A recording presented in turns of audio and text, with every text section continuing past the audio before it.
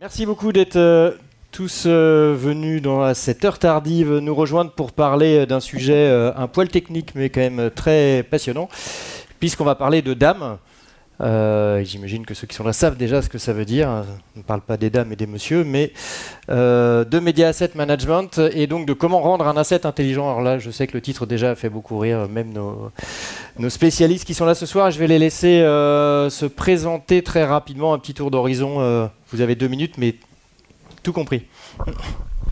Eh ben, très rapidement, bonjour à tous, Louis Matignon, je suis Chief Revenue Officer chez Perfect Memory et donc je suis en charge de toutes les ventes et toute la delivery. Voilà. Ah moi j'en ai un. Ah bah, merci. Voilà, parfait. Hugues Blondet, moi je suis réalisateur et consultant en gestion de projets audiovisuels, actuellement chez Canal+, pour construire un DAM graphique. Nicole. Ah, alors attends. Est-ce que celui-là marche ? Si, il marche. Donc Hans-Nicolas Locher, je suis directeur du développement à la CST et donc en charge de pas mal de sujets standardisation et pas mal de sujets data ces dernières années. Bonsoir, ça marche ? Ah, pousse-le. Bonsoir, donc je m'appelle Malika Keshish et je suis cofondatrice d'un cabinet de conseil en transformation digitale.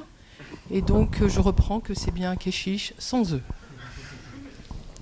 Parfait, on est pile poil dans les temps pour démarrer. Et du coup, la question qu'on avait imaginée avant d'attaquer sur ce que l'on fait, c'est qu'est-ce que c'est qu'un asset et qu'est-ce que c'est qu'une métadonnée. Je crois que Louis avait envie de nous parler un petit peu de ces petites choses, de ces petites bébêtes. Ouais, bonjour à tous. Alors, donc, moi, ça fait 15 ans que je travaille dans le MAM, plus ou moins. On m'a présenté les assets comme étant quelque chose que tout le monde comprenait. Et plus je vieillis, plus je me rends compte qu'en fait, personne ne sait ce que c'est qu'un asset. Enfin, tout du moins, tout le monde a une définition différente. Donc, ça, comme c'est quelque chose d'assez abstrait, en fait, ça vient de la comptabilité et ça vient de l'anglais. Donc, 2 bonnes raisons pour ne rien y comprendre. L'asset, je pense qu'il est important de le redéfinir dans notre métier comme une ressource numérique. Aussi simplement que ça. Une ressource numérique qui va amener de la valeur dans l'entreprise. Donc ça peut être tout type de contenu multimédia stocké sous forme numérique qui va être utilisé à un moment, exploité ou géré le long de la chaîne de production jusqu'à la diffusion. Quand je dis diffusion, c'est pas que la diffusion linéaire, c'est diffusion sur tous les différents canaux. Donc il faut vraiment voir l'asset comme étant, ça peut être un fichier vidéo, ça peut être un fichier audio, ça peut être une animation, des éléments graphiques, ça peut être aussi des liens entre ces différents objets. Il ne faut pas oublier les liens qui portent des informations extrêmement importantes aussi. Et donc, je dirais que l'asset, pour moi, enfin, la manière dont on le conçoit, c'est vraiment l'unité de contenu de base, le matériau de base qui va être exploité par l'industrie afin de définir de la valeur, afin de produire de la valeur, que ce soit des contenus, que ce soit une histoire, que ce soit créer un récit. Et donc, comment est-ce qu'on arrive à trouver cette matière brute pour pouvoir dérouler les récits. Donc c'est vraiment l'asset au sens d'actif comptable, au sens de richesse numérique de l'entreprise, d'une entreprise média, pour créer de la valeur, pour créer du contenu. Et les métadonnées dans tout ça ? Les métadonnées, c'est vraiment, alors on va voir 3 niveaux, vraiment. Un premier niveau, je dirais, qui est le niveau historique, qui sont les propriétés d'un actif numérique, typiquement son titre, une description, à quoi ça se rapporte, etc. On va voir ensuite un deuxième niveau qui va être vraiment un descriptif temporel, puisqu'on va définir, on va utiliser vraiment des ressources temporalisées. Ça peut être un tag, typiquement, à quel moment dans ma vidéo je vais avoir un but, dans ma série, quand démarre le générique de fin, quand s'arrête le générique de début, pour pouvoir créer mes petites boîtes Play Next, etc. etc. Et maintenant, le troisième niveau qui va être les liens entre tous mes objets qui vont être dans mon système. Ça peut être typiquement... et pourquoi est-ce qu'on va avoir besoin de ce type de lien ? Parce que nous, en tant qu'humains, on fonctionne sur des liens. Typiquement, si je prends l'exemple d'un match de foot, un match de foot qui est dans une compétition, il va être rattaché, donc à une compétition, il va être rattaché à 2 équipes, il va être rattaché à 22 joueurs, il va être rattaché à un arbitre, il va être rattaché à des actions, etc., etc. En fait, ce match de foot, il va s'inclure dans un contexte qui est vraiment très spécifique à son exploitation. Et donc, l'intégration de tous ces liens dans ce contexte va être capitale pour offrir à l'éditorial tout un ensemble de chemins d'accès à cette matière brute en fonction de si je veux faire un récit sur un joueur, si je veux faire un récit sur une équipe, sur la compétition, sur ce niveau de cette compétition, juste sur ce match. Enfin, on voit qu'il y a tout un ensemble de récits qui sont possibles et différents et imaginables. Et donc, la question, c'est comment est-ce qu'on injecte ce contexte, troisième niveau de métadonnées qu'on appelle plus de l'information d'ailleurs, et non, on n'est plus au niveau de la métadonnée, mais vraiment de l'information, pour pouvoir donner accès à cet actif, donner accès à cet asset, à ce matériau, et activer les récits multiples, quels qu'ils soient.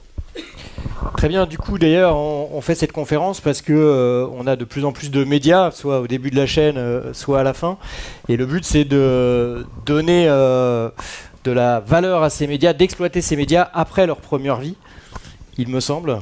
Non, je crois pas, Loïc. Justement, je trouve que justement, c'est un prérequis qu'on a souvent vis-à-vis de... Ça marche là, ouais, ça marche. Bon, attends, excusez-moi. Non, justement, on parle souvent, on assimile le DAM à une archive, c'est-à-dire une zone où on archive les choses qu'on a déjà exploitées.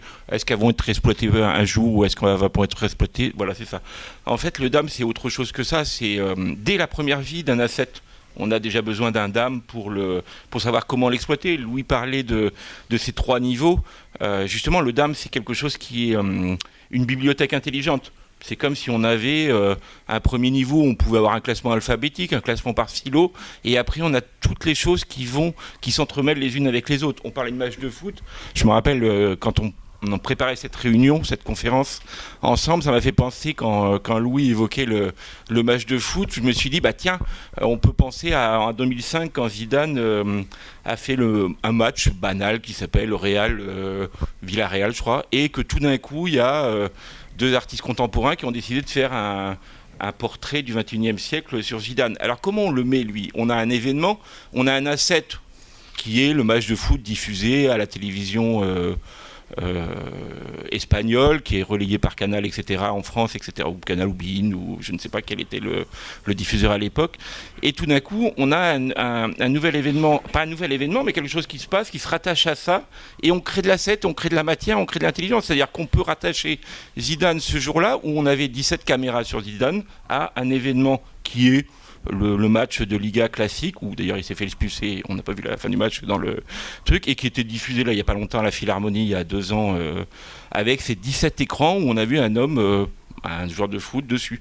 Donc l'idée c'est de pouvoir partir d'un principe de base qui est le match, et de le rattacher et d'aller jusqu'à Mogwai, le groupe de post-rock écossais qui a fait la musique de cette performance après, qui a été diffusée dans d'autres choses.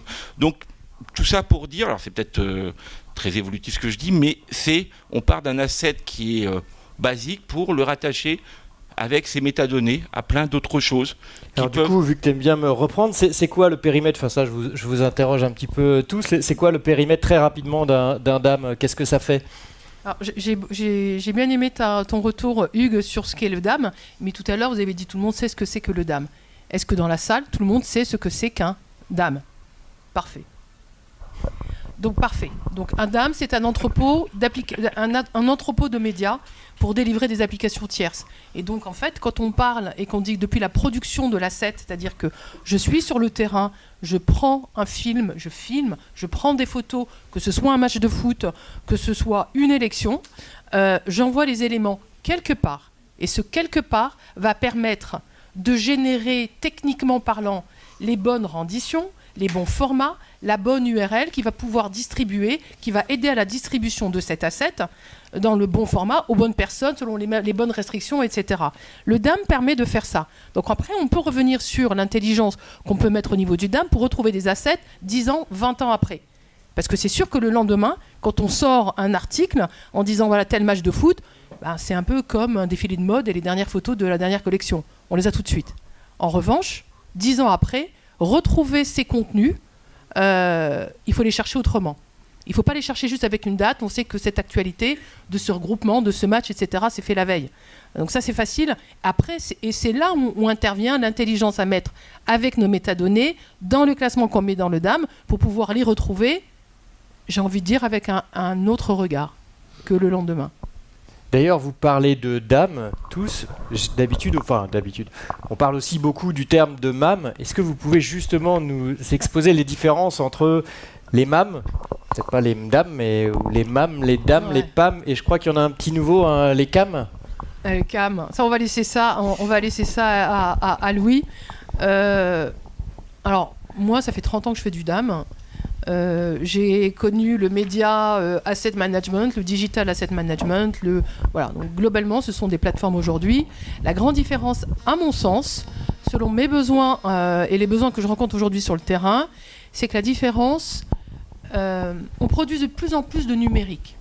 Donc je fais une différence entre une photo qui est produite par une agence de news qui va peser 5-6 mégas en JPEG pour une publication rapide sur un site internet, d'une photo en RAW dans un fichier plus lourd, etc., ou d'un TIFF qui est ultra retouché dans des studios de boîtes de mode, de la vidéo réseaux sociaux et du broadcast. Donc là, on est sur une autre dimension. Et là, la connaissance n'est pas la même, déjà dans les maisons et déjà sur les fichiers. Donc c'est quoi un broadcast, c'est quoi un fichier vidéo broadcast, il est traité comment, etc. Et là, en général, on fait rapidement la différence en disant un DAM, je gère mes assets numériques sur une vidéo simple. Un MAM, je pousse la gestion de la vidéo, je fais de l'indexation séquentielle avec des séquences virtuelles, des TCI, une TCA, je permets des transformations à la volée sur des formats assez pointus. Mais j'ai envie de laisser Louis reprendre le PAM et le CAM. Alors, je vais surtout m'attarder sur le CAM. Donc, le CAM qu'on appelle, nous, le Cognitive Asset Management. Pourquoi est-ce qu'on l'appelle comme ça ? L'idée, c'est de faire un peu le syncrétisme entre le DAM et le MAM. Le DAM, initialement, était vraiment orienté plus actif numérique photo, actif numérique utilisé pour de la com, alors que le MAM avait beaucoup plus un aspect média, vidéo, donc broadcast, pour gérer des projets un petit peu lourds, des contenus un petit peu lourds. Le CAM aujourd'hui, c'est un troisième axe, je dirais, de ça, qui va poser la question de comment est-ce qu'on intègre l'asset dans le contexte informationnel de l'entreprise au global. C'est-à-dire, Hugues parlait tout à l'heure de créer des liens. Comment est-ce que je réfléchis, mon MAM non plus comme un système standalone, mais comment est-ce que je réfléchis mon CAM ou alors l'accès à mes actifs numériques dans tout le contexte de mon entreprise. C'est-à-dire que je vais chercher les données, où qu'elles soient, dans 2, 3, 15 différentes bases, systèmes, SaaS, que ce soit des PAM, que ce soit un traffic system ou autre, et j'injecte mon actif dans ce graphe un petit peu d'informations, dans cette mémoire-là de l'entreprise pour pouvoir déclencher, encore une fois, tout un ensemble de chemins d'accès. Ça veut dire quoi ? Ça veut dire que on va se baser non plus sur la couche physique, on va non plus se focaliser sur la couche physique qui est celle de la ressource numérique, mais sur la couche dite logique qui est celle de la donnée, de l'information. C'est-à-dire, j'ai de la donnée de droit, j'ai de la donnée de sport, j'ai de la donnée d'exploitation, j'ai de la donnée d'audience. Comment est-ce que je réconcilie tous ces données-là, qui sont toutes les mêmes facettes, en fait, d'une réflexion métier plus globale, et comment est-ce que j'injecte mon actif numérique, logique, dans cette couche-là. Encore une fois, l'objectif, c'est démultiplier les usages en réfléchissant la couche de données. Donc, ne plus voir... je voudrais introduire le concept vraiment supplémentaire de... L'industrie s'est beaucoup focalisée sur la content supply chain, mais comment est-ce qu'on introduit le concept de data supply chain ? Et l'IA vient, on en parlera tout à l'heure, mais l'IA vient s'injecter ici, dès qu'on commence à réfléchir là-dedans. La data supply chain, c'est comment est-ce que je fais feu de toute donnée qui est exploitée et qui est créée par mes utilisateurs, par mes staffs, par mes collègues, pour pouvoir l'injecter dans une mémoire commune qui a pour centre notre référentiel, la manière dont on travaille, les assets qu'on utilise, qu'on fasse du sport, qu'on fasse de la news, qu'on fasse de la production. C'est trois contextes vraiment très différents qui me sont propres. Et comment est-ce que je permets à mes utilisateurs d'interagir avec un système dans une couche vraiment logique pour activer les différents chemins en fonction de ce qu'ils veulent rechercher. Et ça, c'est vraiment le métier qui doit driver ça, c'est les cas d'usage qui doivent driver ça. Et derrière, comment est-ce que j'injecte vraiment tout ça dans une vision 3D, tridimensionnelle, qui me permet de sauter d'un nœud informationnel à l'autre et donc de retrouver ma matière brute. Encore une fois, j'en reviens vraiment sur ce contexte, sur ce concept très fort, c'est comment est-ce que j'accède à la matière brute qui a été produite ou que mon entreprise a récupérée pour pouvoir l'exploiter en fonction du canal de diffusion sur lequel je veux pousser le contenu. On a osé ce terme d'asset intelligent et peut-être qu'on peut aussi s'interroger, je pense que c'est le but d'ailleurs de cette soirée, sur quels sont les nouveaux MAM ou qu'est-ce qu'apporte la nouvelle génération de MAM, notamment Louis, je crois que tu voulais nous parler de la structuration de l'information pour s'adapter aux futurs récits. Ouais. Et tu as pas mal de choses à dire par rapport à ça. La structuration de l'information, c'est vraiment ce concept, c'est-à-dire comment est-ce que je retranscris dans un système ma manière de travailler ou la manière de travailler de mon entreprise, de mon organisation. Si je fais du foot, je ne vais pas travailler de la même manière que si je fais de la news. Si je fais de la news, je ne vais pas travailler de la même manière que si je fais de la prod. Si je fais de la prod, je vais avoir besoin d'avoir un système qui me retranscrit saison, série, épisode en basique. Ensuite, mes différentes versions, tout ça. Et ensuite, et comme je disais tout à l'heure, si je fais du foot, je ne sais pas ce que demain mon producteur va vouloir retrouver. Est-ce qu'il va vouloir faire un documentaire un petit peu artistique sur Zidane? Est-ce qu'il va vouloir faire un focus sur la Coupe du Monde 2006? Est-ce qu'il va vouloir faire un focus sur ce match-là en spécifique, sur la vie de quelqu'un? Enfin, il y a les axes éditoriaux, parce qu'on est dans une industrie créative, de demain, on ne les connaît pas aujourd'hui. Et donc, comment est-ce qu'on mobilise l'intégralité de ces données-là? Comment est-ce qu'on injecte l'asset dans le contexte global pour permettre justement cette recherche, le plus de liens possible, qui va permettre derrière, à quel que soit l'axe éditorial que je veux explorer, retrouver ce grain d'information. C'est vraiment ça, je pense, qui est très, très, très, très important dans la nouvelle manière de rendre l'information disponible. Et du coup, je crois que tu nous avais parlé pendant la préparation du fait que ça permettait également de beaucoup plus monétiser la richesse des médias dont on dispose. Absolument. Absolument. L'idée, c'est vraiment faciliter l'exploitation, fluidifier l'exploitation du contenu. Et donc, à partir du moment où je fluidifie, je suis capable de produire plus, je suis capable de m'adapter à mes différents canaux, enfin, vraiment de m'adapter à la ligne éditoriale de chacun de ces canaux. Donc, j'exploite mieux, j'exploite plus rapidement, j'exploite de manière beaucoup plus large, sur un spectre beaucoup plus large. Et donc, avec la même matière brute, j'arrive à monétiser de manière bien plus significative et bien plus volumétrique. Alors, on parle de métadonnées, on parle de médias. Maintenant, il faut associer ça ensemble. Il faut savoir comment est-ce qu'on les génère, ces métadonnées. Et là, on a beaucoup de questions entre l'équilibre, entre le remplissage manuel des documentalistes, les humains. Est-ce qu'il en reste encore dans le monde du MAM ou du DAM, ou est-ce que tout n'est fait maintenant que par IA? Alors IA en termes généraux, ça peut être l'algorithmie globale, mais du coup je crois que tu as beaucoup de choses à nous dire par rapport à ça, Malika. Beaucoup de choses, déjà, je commence déjà à dire que l'IA, comment dire ça? L'IA va aider des personnes qui sont à la base formées pour lire une image, pour capter les informations les plus pertinentes autour de cette image-là. Et en plus de ça, quand c'est des personnes qui maîtrisent le sujet et qui connaissent l'environnement de l'entreprise, vont dire, ah bah tiens, cette image-là, celle-là, à mon avis, elle peut rentrer dans le patrimoine de l'entreprise de demain. Et ça, il faut absolument garder ça. Donc aujourd'hui, nous, on voit beaucoup de solutions MAM, qui aujourd'hui ont de l'IA agentique, donc on intègre de l'IA, etc. C'est très bien. Alors, quand on continue de dire, l'IA est vraiment le copilote de celui qui va aujourd'hui récupérer l'information, va récupérer le média, va finaliser son indexation. Après, on met le curseur où par rapport à ce que l'IA peut faire en automatique ou pas. Je dirais c'est aussi un peu propre à l'entreprise et de ce que l'entreprise attend d'avoir le contenu, comment il doit être indexé. Moi, je dirais qu'il y a deux étapes. La première étape, on peut faciliter les choses avec l'IA pour pouvoir classer rapidement et avoir cette distribution rapide dans la foulée. Mais quand on commence à penser patrimoine, archives et mettre de l'intelligence sur l'asset pour les années qui suivent, l'IA peut aider, mais elle ne fera pas tout toute seule. Et l'humain, je suis désolée, mais moi, l'humain est là.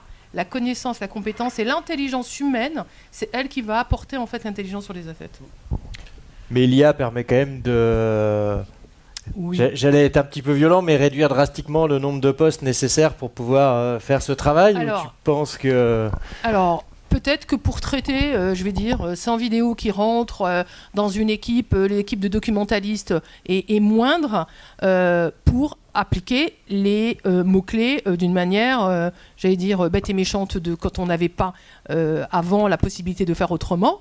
Il faut savoir que, alors encore une fois, j'ai dit il y a 30 ans j'étais là, il y a 30 ans on mettait des initiales, hein. Une cassette, on l'écrivait pas cassette, on écrivait K et le chiffre 7. Alors pour la retrouver ensuite, on ne va pas chercher avec le mot cassette, mais retrouver quand même des assets sur ce type d'indexation, là il y avait une mainmise, et il y avait des équipes de doc, et s'il n'y avait pas ces équipes de doc, on ne savait pas retrouver les assets. On devait absolument passer. Donc je pense qu'aujourd'hui les choses se diluent, donc l'IA et le copilote, on a peut-être besoin de moins de documentalistes, mais on a besoin de plus de personnes qui vont accompagner ceux qui font des recherches, la négociation des droits, etc. Parce qu'aujourd'hui, sur ce contenu, on a aussi cette notion d'authentification, on en parlera tout à l'heure, oui, de traçabilité, et donc je pense que le profil change, et les actions changent, et heureusement, on a peut-être envie de dire aussi, au bout de 30 ans, la touche, le clic, il est différent chez les personnes, et on applique, et on apporte plus peut-être d'intelligence, et on utilise mieux la formation et l'intelligence de l'humain. et en même temps la quantité de médias a fortement augmenté, donc de toute façon les besoins d'indexation, heureusement qu'on va avoir l'IA pour nous aider. Je crois d'ailleurs, Hugues, que tu avais une expérience assez intéressante sur l'utilisation de l'IA dans ton métier d'avant. Oui, et moi je pense que ce que dit Malika était hyper important. Justement, quand tu as commencé il y a 30 ans, je pense qu'on avait beaucoup moins de formats. La chose n'était pas aussi développée qu'aujourd'hui. Aujourd'hui, on a, alors moi, actuellement, je travaille plutôt sur le côté graphique de la chose, de l'asset, de savoir comment on va la gérer, etc. Mais il faut imaginer le nombre de formats qui peut potentiellement rentrer dans un DAM, qui en sort, comment il est publié, comment il est distribué. Ça, c'est aussi tout l'intérêt d'un DAM, pour prolonger ce qu'on disait tout à l'heure, ce que disait Louis aussi. Et ce format, qu'est-ce qu'on en fait ? Par exemple, pour moi, ça, c'est le basique d'une IA. C'est-à-dire, j'ingeste quelque chose dans un DAM qui va le traiter, qui va le générer. Quel est son format ? Quel est son ratio ? Pour moi, c'est les bases. Déjà, là, actuellement, je travaille avec les DA de Canal. Pour moi, c'est qu'est-ce qu'on ingeste dedans ? C'est-à-dire, qu'est-ce qu'on va lui dire ? Est-ce qu'il y a quelqu'un ? Ce matin, j'ai testé un autre DAM où il fallait rentrer le format, si c'était du 4/3, du 16/9. C'est pas le même métier. Peut-être le graphique le saura, mais celui qui va faire de l'asset management, est-ce qu'il saura que là c'est du 4/3, du 16/9, du carré, du 9/16, etc. Je parle du graphisme, mais imaginez à l'époque, nous on avait un 4/3 en vidéo, après on a eu un 16/9, voilà, on a deux formats. Là aujourd'hui on a du 9/16 et on a du 1/1 du carré Instagram. Donc là déjà on rentre dans quelque chose. Mais est-ce que c'est à un humain, à un documentaliste, ou une documentaliste, pardon, de notifier ça Non, mais ça pour moi, l'IA, hop, ça passe, c'est le format, le ratio, le codec utilisé. Est-ce que c'est du JPEG ? Est-ce que c'est du PSD ? Est-ce que c'est du point move, du MP4 ? On en a une quantité industrielle. C'est pas à un humain de savoir ça. Enfin, pour moi, je pense que l'humain doit s'intéresser à des choses beaucoup plus importantes, beaucoup plus impactantes, et voir l'IA comme quelque chose qui peut aider, parce que c'est une aide, et franchement, c'est pas non plus la chose la plus primordiale dans la vie d'un asset de savoir si il est en 4/3. Oui, c'est impactant après pour sa distribution, sa diffusion, son utilisation. Avant, ouais. Ça libère des métiers qui n'étaient pas forcément passionnants, en espérant que ça permette d'en créer des nouveaux. Bien sûr que ça m'en crée. Mais tu avais une expérience à laquelle je pensais quand même, du coup, notamment sur des bandes annonces, je crois, avec, je sais pas si tu peux citer la chaîne, mais en même temps elle n'existe plus, mais vous aviez utilisé sur un MAM des outils d'IA pour pouvoir aller chercher des médias et faire une bande annonce beaucoup plus rapidement. Est-ce que tu peux l'évoquer ? Oui, enfin ça c'est toujours le côté est-ce qu'on est capable aujourd'hui, enfin il y a quelque temps avant d'utiliser une IA pour créer une bande annonce, c'est ça, ce dont tu parlais, etc. Tout à fait, oui. Voilà, et on a fait des tests. Moi, dans ma carrière, j'ai passé un petit peu de temps de ma vie à monter des bandes annonces il y a quelques années, et je me dis, est-ce que c'est à une IA de savoir ça ? Est-ce que par contre une IA est capable, on parlait d'indexation, etc., de transcription, j'ai j'ai un film, il faut que je cherche, ou j'ai un documentaire à faire, j'ai une interview de 3h30 de Jacques Chirac qui parle de je ne sais qui, hop, voilà, une IA est capable de me dire, voilà, Jacques Chirac qui parle de Gaston Defferre, parce que je fais un documentaire sur Gaston Defferre, je dis n'importe quoi. Mais l'idée, c'est, voilà, là, elle va aider. Maintenant, est-ce qu'elle va être capable de prémonter ou de monter quelque chose ? Je pense qu'on n'en est pas encore là, franchement. On en sera là un jour. Ça arrive. Mais ouais, enfin, je trouve que la bande-annonce, c'est quand même un métier quand même particulier. Et puis le côté, on voit bien dans certaines chaînes, le côté artisanal de la chose, ça rend, enfin artisanal et très artistique, ça rend quelque chose d'hyper intéressant. C'est comme de faire un film, un documentaire, etc. Oui, l'année dernière, enfin, c'est quelque chose, oui, sur des choses, des émissions, des choses qui sont extrêmement déjà prédécoupées. Ils n'ont pas eu besoin de l'IA, des producteurs d'émissions, des diffuseurs, pour déjà prédécouper. Je m'occupe de faire ça du prédérochage maintenant, notamment avec les informations de plus en plus complètes qu'on va rajouter grâce à l'IA dans le MAM. Et en fait, elles sont prédécoupées déjà par essence. Donc l'IA, là, par contre, va pouvoir utiliser ça et nous faire gagner beaucoup de temps pour mettre des synthés, pour mettre des coupures pub, pour mettre des choses là. Vous gérez rapidement des nouveaux produits qui seront plus élaborés que ce qu'on pouvait faire jusqu'à présent. Ouais. Voilà. Il y a un point important. Alors ce matin, il y avait une autre conférence sur le stockage et l'éco-responsabilité et on a évoqué un point par rapport à l'utilisation des MAM, puisque du coup, un des points qui était ressorti, finalement, ça fait le rebond sur les deux conférences, c'était que pour que le stockage le plus efficace, c'est celui qu'on n'utilise pas, ce qui est assez simple, mais c'est là que le MAM devient très efficace. Est-ce que du coup, c'est quelque chose auquel vous pensez dans la gestion de l'éco-responsabilité avec les MAM ? Est-ce que c'est un des points Moi, c'est un sujet que j'essaie de défendre en disant, en fait, à un moment donné, l'histoire, on la raconte avec 5 à 7. On n'a pas besoin d'en avoir 70, on n'a pas besoin d'en avoir 100.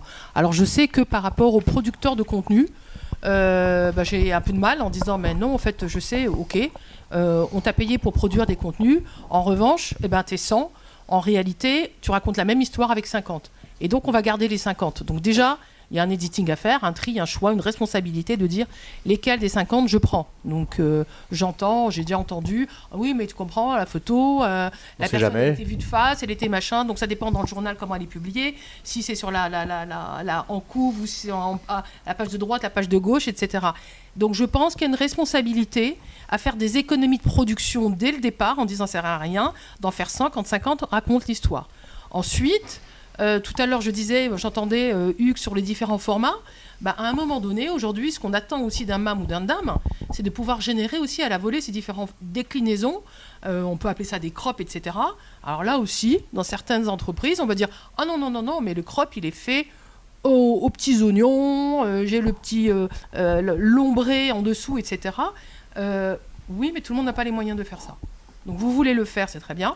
Tout le monde n'a pas les moyens de le faire. Et là, cette notion même de fichier-là, on peut déjà réduire en fait. On réduit le format de stockage, on réduit le nombre d'assets et on a des outils qui permettent de transformer, et on travaille de plus en plus, les plateformes travaillent sur ça, pour transformer les assets pour qu'ils correspondent exactement à ce qu'on attend en termes d'affichage et de publication. J'en profite pour faire un petit peu indiquer un peu qui vous êtes. Et donc voilà, donc effectivement, je pense que c'est important de dire durabilité, c'est un peu ça, et durabilité, c'est de le mettre sur une plateforme et de faire en sorte qu'on fasse du reuse. Donc qu'on fasse de la réutilisation. Réutilisation, ça veut dire l'asset intelligent, et je peux le retrouver. D'ailleurs, je présente la slide sur la cycle des médias. Oui, je voulais partager. En fait, c'est ce que je voulais partager. J'adore cette slide. Donc, c'est un peu notre production de 2025 dans le cabinet. Voilà, c'est un peu ça. On ne va pas rentrer sur quel type d'asset on met, etc. Mais c'est la partie du bas. La partie du bas, c'est de dire j'ai produit des choses. Ce qu'on produit, on essaie de le réutiliser au maximum. Et de le réutiliser, de former et d'accompagner les utilisateurs. Depuis tout à l'heure, on parle de tech. Mais en fait, la tech, c'est 5% d'un projet de transformation digitale. 95%, c'est de l'humain. D'accord ? Et cet humain, il faut le former et il faut obtenir déjà l'adhésion des personnes et de dire voilà, sur les process, on fonctionne comme ça. Alors aujourd'hui, je ne sais pas, mais moi je travaille dans des entreprises, on a beaucoup de jeunes, c'est super, je suis ravie. Mais les jeunes, c'est je prends mon téléphone et pop, et j'en fais 10 000. Moi, je garde les 10 000 en fait. Donc trier, c'est du temps, trier, c'est un effort, donc je peux comprendre. Mais c'est ça qu'on obtient en fait. Et à la fin, c'est ce qu'on a en bas, c'est-à-dire le patrimoine de l'entreprise. qui est quand même, tout ce qu'on est en train de dire, c'est quoi? C'est de dire, on met en place des outils, on produit des contenus pour essayer de valoriser l'entreprise, valoriser les personnes qui font cette entreprise, ses produits, et les garder pour les années qui vont nous succéder. Et si on parle d'éco-responsabilité, c'est vrai que pour revenir sur cette histoire de stockage et d'IA, puisque l'IA, on sait tous qu'elle a un problème en termes de consommation énergétique, mais en même temps, du coup, il faut équilibrer le rapport entre la consommation énergétique et ce qu'elle nous permet aussi d'économiser en termes de quantité de stockage, puisque le stockage, c'est pas anodin, le stockage, ça consomme également. Oui, alors moi je voudrais juste rappeler un petit peu à tout le monde d'où est-ce qu'on vient. Il y a 20 ans, on utilisait des contenus dans des stockages, dans des arborescences de stockage. Ces contenus, ils étaient dupliqués sur les différents outils. Alors vous me croirez ou vous me croirez pas, mais j'ai encore des clients qui travaillent comme ça. Et qu'ils rachètent, ils doublent leur stockage tous les ans parce qu'ils ont 5 fois la version du match de foot, ils ont 15 fois la version de la promo qu'ils ont fait là, parce que c'est partout, ça part en Adobe, ça part sur leur Photoshop à droite, ça part sur leur Premiere à gauche, et que tout est sur le même NAS. L'avantage d'un DAM ou d'un MAM, c'est vraiment que ça évite ça. Alors dans le broadcast, ça fait 20 ans qu'on a déployé ça.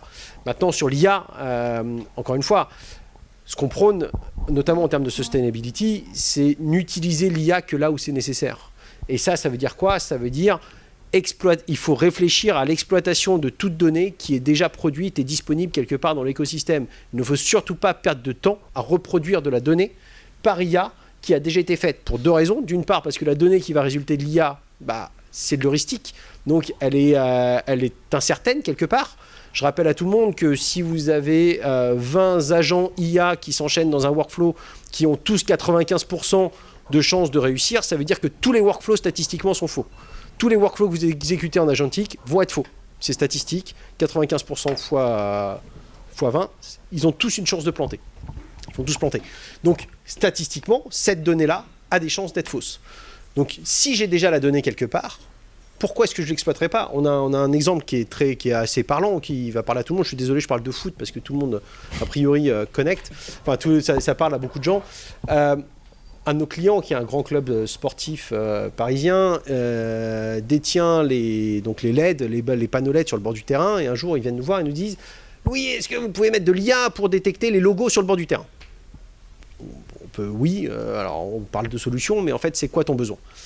Ouais, mon besoin, c'est de pouvoir offrir à mes sponsors, notamment, la visibilité sur une séquence émotionnelle lors d'un match. On accorde très bien, on peut mettre de l'IA, effectivement, mais l'IA va détecter les logos, ça marche très bien. Par contre, si tu as un gros plan sur un joueur d'un maillot, sur le maillot d'un joueur qui a le même logo, tu vas avoir un faux positif. C'est-à-dire que ça ne va pas te donner le logo sur le bord du terrain. Ah ouais, effectivement. Bon, comment on fait? Je lui fais, t'as 3 solutions. T'as la solution de l'IA qu'on vient de mentionner, t'as la solution du stagiaire qui va regarder tous les matchs, et t'as la solution de, est-ce que cette donnée-là, elle n'existe pas déjà quelque part? C'est quoi le système qui diffuse les panneaux LED, les logos sur le panneau LED? Le système, c'est un système qui est là, je sais pas, je connais pas trop, c'est le département d'à côté. Ok, est-ce que le département d'à côté est capable de nous dire quand est-ce que quel est le rundown, alors je suis désolé, quel est le conducteur, voilà, pour parler broadcast, quel est le conducteur de jeu de tous les différents logos? Oui, on l'a, c'est du log, on vous l'envoie. D'accord, très bien. Donc en fait, cette donnée-là existe déjà. Il n'y avait plus qu'à la réconcilier avec le reste. Donc comment est-ce qu'on s'épargne en fait de l'IA, pour revenir à notre sustainability, comment est-ce qu'on s'épargne un process IA sur l'intégralité d'un corpus d'assets? On parle quand même de 50 000, 60 000 vidéos, c'est relativement assez lourd, en exploitant factuellement de la donnée qui existe déjà quelque part. Donc ça, c'est vraiment illustrer le fait que l'IA doit être asservie pour enrichir l'asset, mais l'asset ne doit pas être asservi par rapport à l'IA. C'est-à-dire que la relation est injective et pas du tout bijective. Il faut vraiment que l'asset bénéficie de l'IA là où il y a besoin et là où je n'ai pas la donnée dans mon écosystème global. Donc là, on parle de données et de métadonnées. Justement, ça va nous faire glisser directement au sujet suivant. La question étant, y a-t-il des formats de métadonnées propriétaires pour l'indexation? Puisque ça serait utile dans nos métiers. Et je ne sais pas si c'est le cas aujourd'hui, mais je pense qu'il y a des projets pour... Alors le sujet c'est autour de l'échange, des données en fait. C'est-à-dire que là on a parlé du DAM, du MAM, on a moins parlé de son proche cousin le PAM qui est un peu un intermédiaire entre le MAM et le CAM qu'a décrit Louis tout à l'heure. Mais en tout cas, le sujet il est que on va vers quelque chose où, à l'avenir, les données de l'entreprise, y compris les données à propos des contenus, on aura envie de plus les exposer. Et c'est un sujet auquel la CST s'intéresse, et quand la CST s'y intéresse, c'est vrai que ça arrive que la standardisation ne soit pas trop loin. Donc il y a un aspect un peu de standardisation dans ce que je vais expliquer, c'est-à-dire qu'il y a un moment, le DAM, s'il contient à la fois des médias, et à la fois des données à propos de ces médias, il y a un moment où on va avoir envie d'exposer un certain nombre de ces médias vers l'extérieur, vers d'autres utilisateurs, vers d'autres dames peut-être aussi, etc. Donc c'est là qu'interviennent les data space. Donc le principe de data space, c'est un principe qui est vraiment très encouragé actuellement en haut lieu d'ailleurs. C'est l'idée de produire de l'agrégation entre plusieurs acteurs. Donc l'idée, elle va être pour quelqu'un qui cherche une information, d'aller regarder dans un catalogue fédéré, de vérifier que l'offre qu'il a trouvée, elle correspond bien à un partenaire digne de confiance. C'est-à-dire que si on va, à la CST, on pourra vérifier que la CST est bien la CST, que c'est pas quelqu'un qui se fait passer pour la CST. Et l'idée, ça sera sur la base de l'offre qui a été faite par le provider, donc celui qui est à droite. Ça va être de passer un contrat entre celui qui a envie de la donner et celui qui la propose. Un contrat qui peut être de toute nature. Ça peut être juste de la monétisation et vérifier que le client a payé. Ça peut être aussi des conditions d'utilisation des images, et éventuellement même si c'est gratuit d'ailleurs, ou des conditions de non-rétention, d'utilisation exclusive dans certains cas. Bref, on va établir un contrat et s'assurer que de l'autre côté aussi, le participant A est bien celui qui prétend être. Donc une fois que le contrat est établi, celui qui a envie d'accéder aux données demande les données, le fournisseur lui fait parvenir et on est arrivé au bout de la transaction. Et ce qu'il faut bien voir, c'est qu'il y a des services qui sont fédérés et donc qui sont communs, mais sinon le plus gros de l'interaction entre A et B, elle se fait de manière complètement décentralisée. Voilà. Donc l'idée, c'est que chacun puisse devenir un fournisseur de données. Donc il y a des arrière-pensées par rapport à l'IA là-dedans, évidemment, puisque un des constats, c'est qu'en Europe, on a plus de petits et moyens acteurs, et donc du coup, si on veut avoir des datasets consistants et puis importants, il faut plutôt essayer de mutualiser les données entre plusieurs acteurs. Donc il y a des data spaces dans plusieurs domaines. Ça a démarré plutôt dans le domaine de la mobilité, l'automobile, le spatial, un certain nombre de domaines comme ça. Et là, il y a un élan européen pour un data space média. Donc nous, à la CC, on était parti sur un projet qui s'appelle TAMIS, qui était l'idée de faire mieux circuler les données dans le domaine de la production, entre par exemple le moment où le producteur commande un livrable par exemple à son laboratoire, et qu'à ce moment c'est le moment parfait pour documenter que c'est une nouvelle version d'éventuellement la même œuvre qu'une version précédente, et l'idée c'est de capturer l'information à ce moment-là et de pouvoir la fournir par la suite par exemple au diffuseur pour pouvoir préciser que la version qui est livrée c'est la version Intel qui fait telle durée, qui a telle spécificité, etc. Donc il y a plusieurs domaines, il y a plusieurs sous-domaines dans ce grand projet européen. On est 42 autour de la table. Donc nous, on est dans le projet Média Tamis, donc autour de la production. Mais il y a un sujet presse. Donc dans les partenaires, je ne sais pas si vous avez eu le temps de regarder, mais il y a par exemple France Télévisions. France Télévisions, évidemment, ils regardent un peu de tous les côtés parce qu'ils ont plusieurs casquettes. Mais voilà, et donc autour de la table, il y a donc des acteurs médias, des acteurs institutionnels dont on est à la CST, et puis des fournisseurs de technologie qui arrivent avec du savoir-faire et des outils ou des bouts d'outils pour aider à la mise en place de la solution. Voilà, donc pour revenir au grand sujet, un exemple, par exemple, qui est porté par la presse, c'est celui du fact-checking. Et donc il y a de plus en plus, le fait de faire de la vérification de faits, c'est quelque chose qui coûte de plus en plus cher. Et donc il y a un vrai besoin de mutualisation entre les acteurs de la presse pour ne pas revérifier quelque chose qui a été vérifié par quelqu'un auquel ils font confiance. Et là, tout est là. C'est-à-dire qu'il y a un moment donné, on va peut-être pas filer l'info à n'importe qui, et puis on va peut-être pas considérer comme valide l'information provenant de n'importe qui non plus. Donc il y a une notion là on parlait de contractualisation juste avant, dans la contractualisation pour acheter des données de fact-checking, on va peut-être acheter des données de fact-checking à des gens qu'on aura goûté et approuvé, et puis on ne les donnera peut-être aussi qu'à des gens qu'on a goûté et approuvé. Et donc voilà. Juste pour redonner un peu la timeline des projets, nous on était partis sur un premier projet Tamis, donc français. Il y a eu un deuxième projet avec des acteurs de la masterisation et de la production. Et puis en parallèle de ça, on est rentré dans le projet européen TEMS, donc qui a démarré en octobre 2023 et qui doit aboutir normalement en octobre 2026, il est possible qu'on ait un petit peu de... Oh, c'est bien, on est tout proche. Voilà. Super, du coup tu as glissé quelque chose de très intéressant, c'est est-ce qu'on peut faire confiance aux médias, et justement, est-ce qu'il y a des outils pour gérer l'authenticité des contenus? Je crois qu'il y a une norme...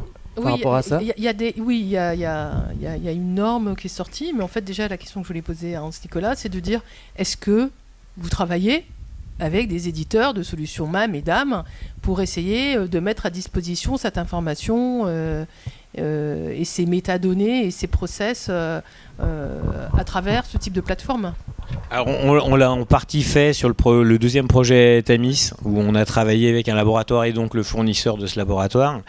Mais évidemment, c'est un truc à retravailler pour la suite, parce que en effet, c'est pour ça que je parlais de PAM tout à l'heure, on a bien vu à ce moment-là que la source idéale des données, c'était le PAM, parce qu'il y avait un peu plus de données que dans le MAM, et notamment des données projets qui permettaient... Un de nos sujets et un des partenaires sur lequel j'insiste un peu, c'est l'ISAN, donc qui apporte une immatriculation aux œuvres et aux versions des œuvres. Et évidemment, le meilleur endroit où stocker cette info-là, c'est le MAM ou le DAM ou le PAM, peu importe la façon dont on l'appelle. Cette petite boîte noire là qui stocke les métadonnées et les assets et qui permet leur diffusion. C'est super.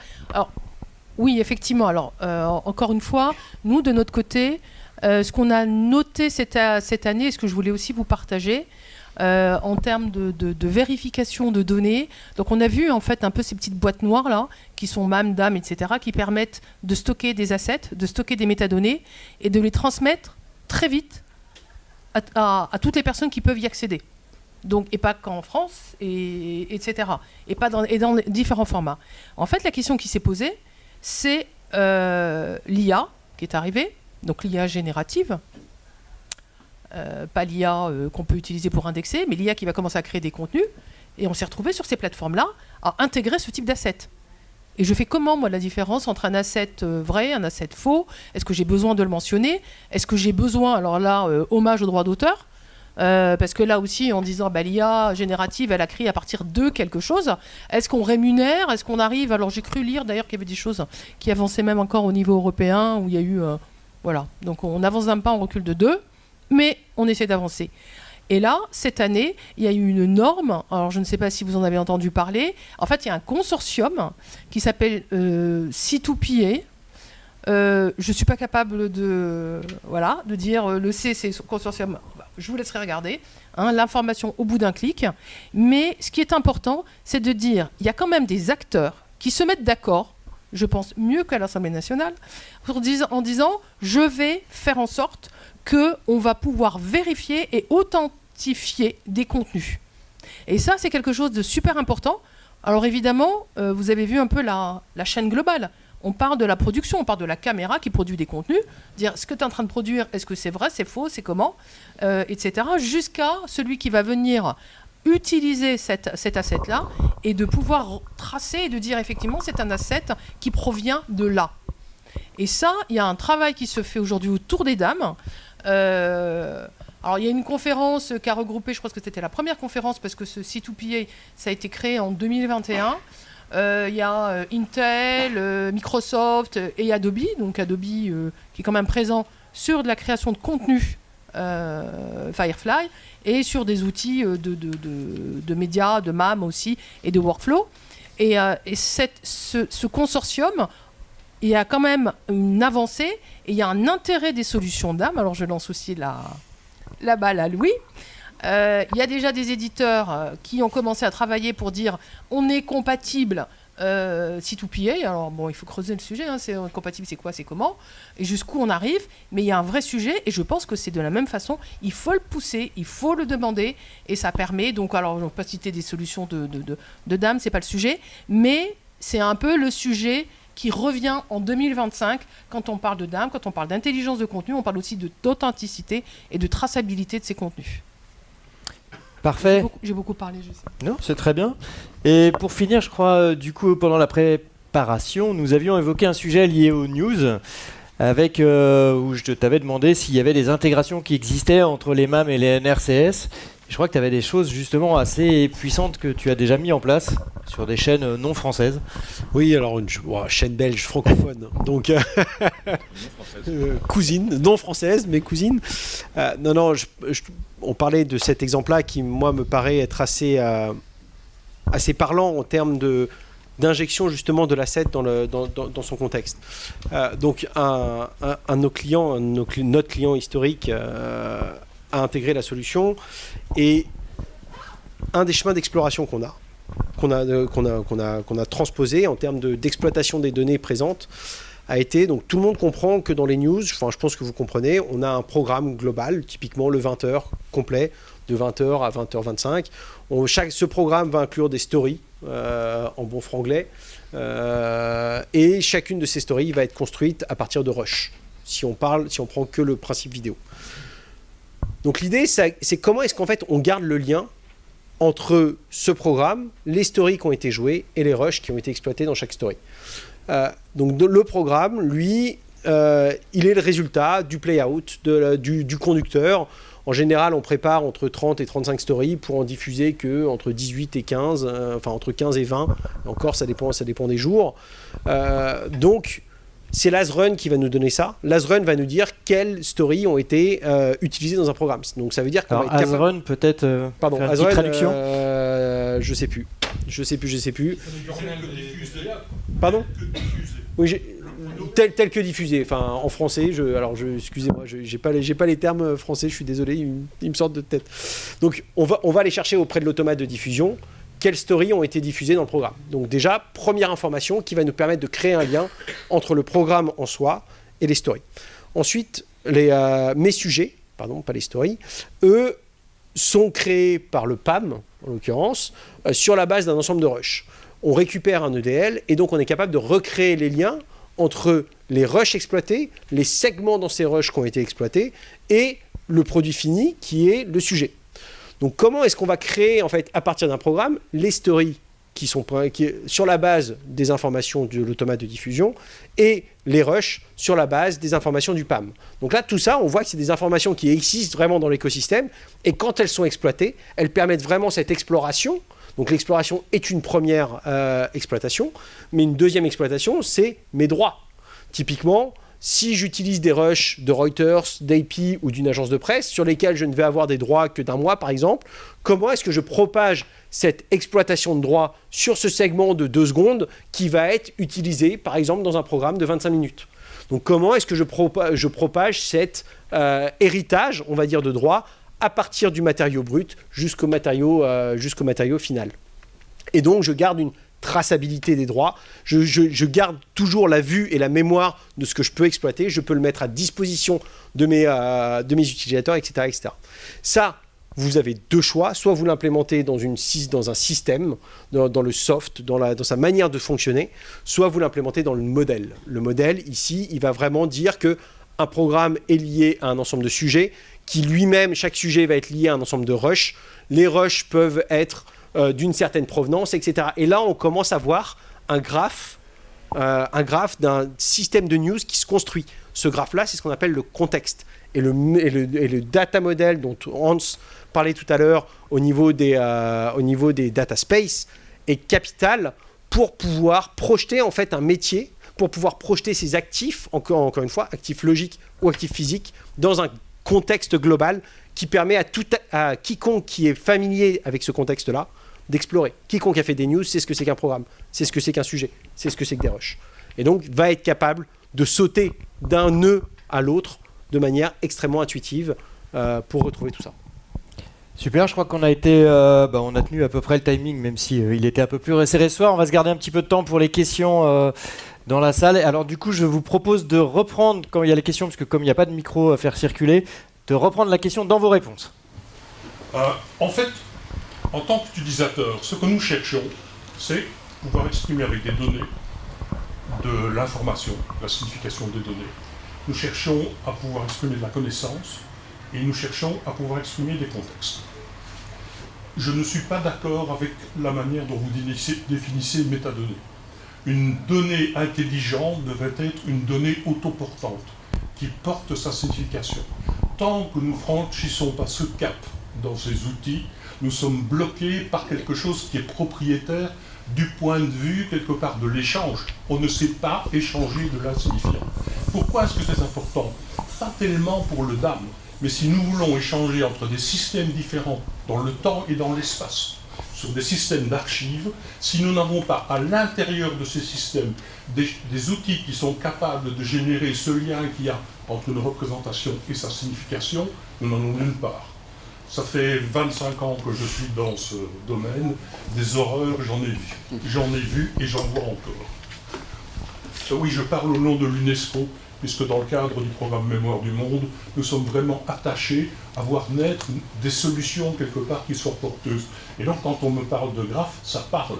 Mais combien d'outils aujourd'hui ont des graphes? Donc la question, c'est comment est-ce qu'on associe le signifiant avec le signifié dans un système pour garder la mémoire de tout ça?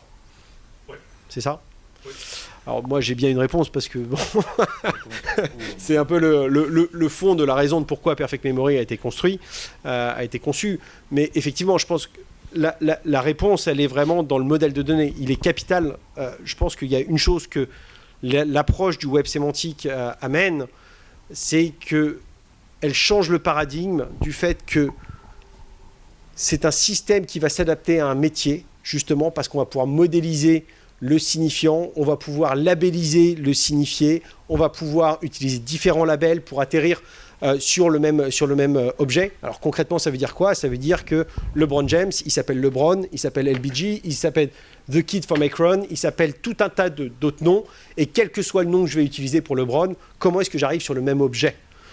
Donc l'objet devient le signifiant, et on va avoir le signifié qui va être tous les différents labels. Donc comment est-ce que je structure en fait cette mémoire-là pour pouvoir faire en sorte que mes objets parlent à un humain?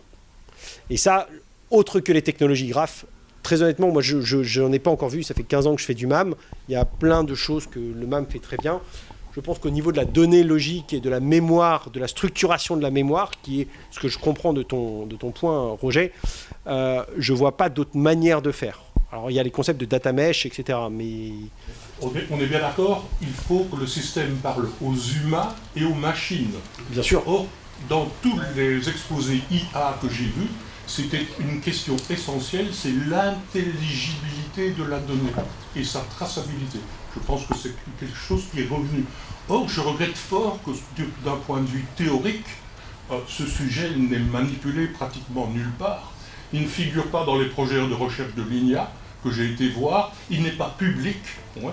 Alors que je pense qu'en Europe, et particulièrement la France, vous êtes un temple du soleil dans tout ce qui est technologie sémantique.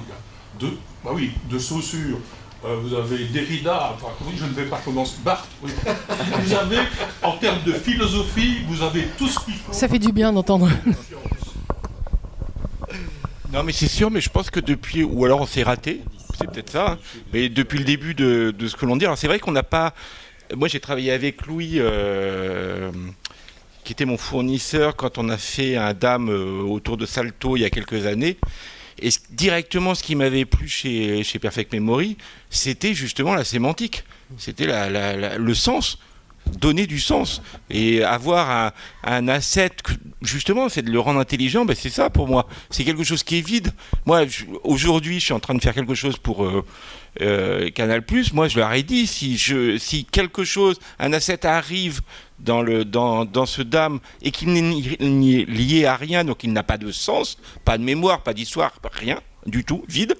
J'ai raté le travail que je fais. Je trouve que le partenariat qu'on avait trouvé avec Louis, avec Perfect Memory, qui travaillait sur ce sens. Et aujourd'hui, c'est vrai que eux, moi, je trouvais qu'ils étaient très très en avance vis-à-vis des autres. Alors aujourd'hui, il y a d'autres dames qui utilisent aussi la recherche sémantique et on peut s'en réfléchir parce que ça veut dire que ils ont compris aussi qu'un asset n'était pas un bout d'informatique avec un point JPEG, un point move ou un point quelque chose, mais qu'il avait un sens. Et c'est ce sens-là qu'il faut lui donner vis-à-vis d'autres assets qui sont autour. Est-ce qu'on est bien d'accord sur une chose? En fait, le problème n'est pas la recherche. Le problème est la capacité d'exprimer dans l'outil le lien qu'il y a entre une représentation, une donnée, et ce qu'elle signifie, et de pouvoir transporter ça en permanence. Ça, pour moi, c'est le nœud. Ça, c'est le nœud. Et puis, il y a après toute la culture, quelque part, des relations, de validation et autres. Mais si dans la machine, je n'ai pas quelque part cette capacité, moi j'ai l'impression qu'on est dans Pardon, on parle de recherche parce que c'est le lien entre l'utilisateur de ce...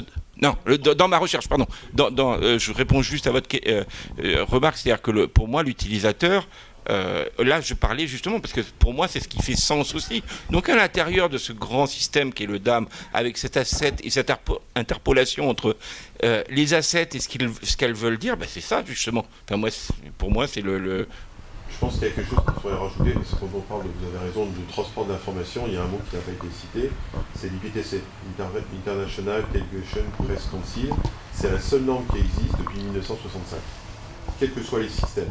Et nous, aujourd'hui, quand on mesure l'efficacité d'un DAM, on part sur des fondamentaux. Aujourd'hui, vous prenez quasiment 40% des solutions ne sont pas capables d'extraire l'IPTC ou même de le réécrire, ce qui était encore possible il y a quelques années. Et le site QPA, comme l'a parfaitement décrit Emanuka, s'appuie sur ces fondements.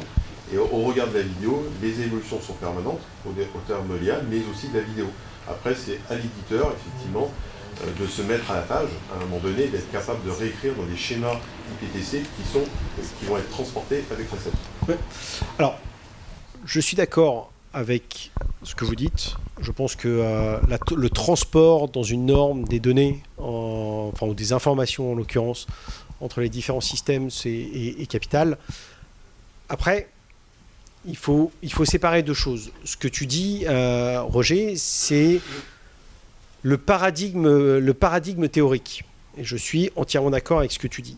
La raison pour laquelle on focalise sur la recherche, c'est que c'est la concrétisation de ce paradigme.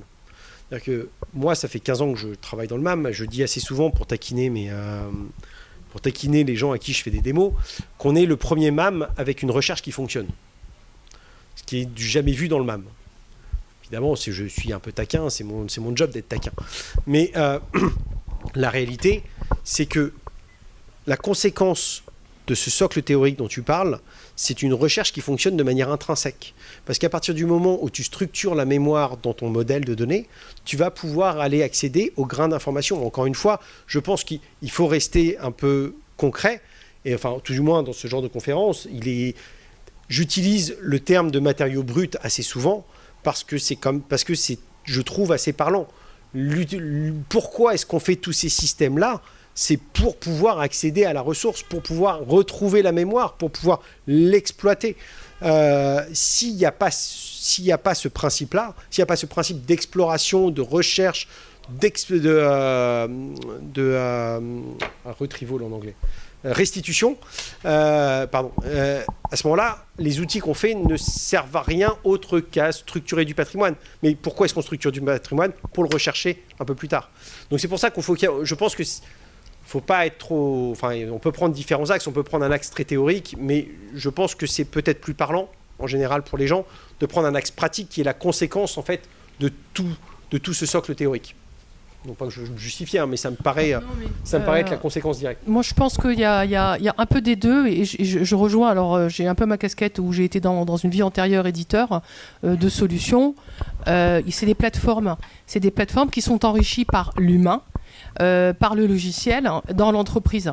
Donc aujourd'hui, l'IPTC, ça fait 20 ans que moi j'ai travaillé avec des agences de news, et quand une photo arrive chez un SIPA Press ou autre, elle arrive avec les métadonnées de son agence partenaire qui était à l'autre bout de la planète, et qui permet de dire, il s'agit de quoi ? On a qui sur la photo, c'est quoi les droits, les copyrights, etc.